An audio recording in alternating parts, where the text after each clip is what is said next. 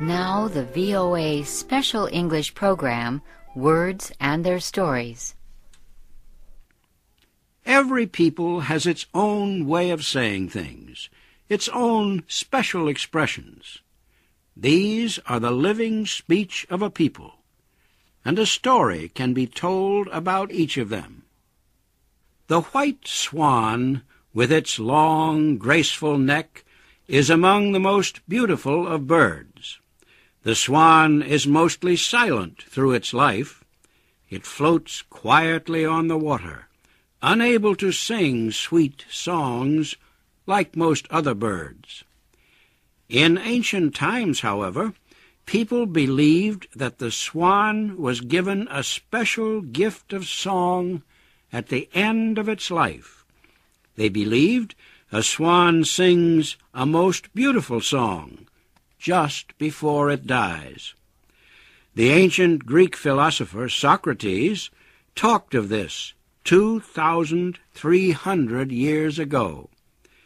Socrates explained that the swan was singing because it was happy. The bird was happy because it was going to serve the Greek god Apollo. Swans were holy to Apollo, the god of poetry and song. The story of the swan's last song found a place in the works of other writers, including the early English writers Chaucer and Shakespeare. And the expression swan song has long been a part of the English language. At first, swan song meant the last work of a poet, musician, or writer. Now, it means the final effort of any person. Someone's swan song usually is also considered that person's finest work. A political expression with a similar meaning is the last hurrah. The expression may be used to describe a politician's last campaign, his final attempt to win the cheers and votes of the people. The last hurrah also can mean the last acts of a politician, before his term in office ends.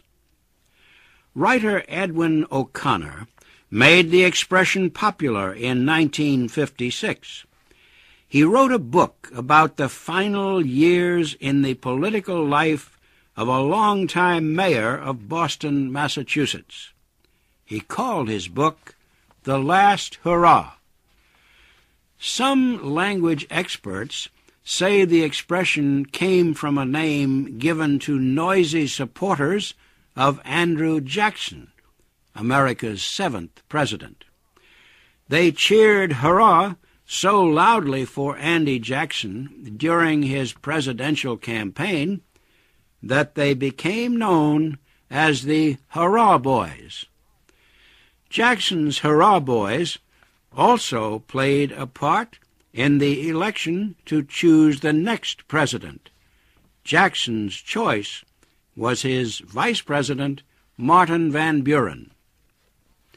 A newspaper of the time reported that Van Buren was elected president, in its words, by the Hurrah Boys and those who knew just enough to shout, "Hurrah for Jackson."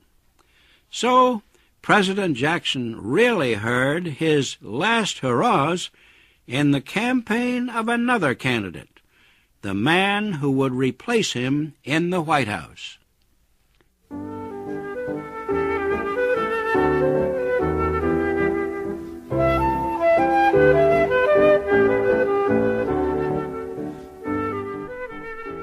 This VOA Special English Program, Words and Their Stories, was written by Marilyn Cristiano. Morris Joyce was the narrator. I'm Shirley Griffith.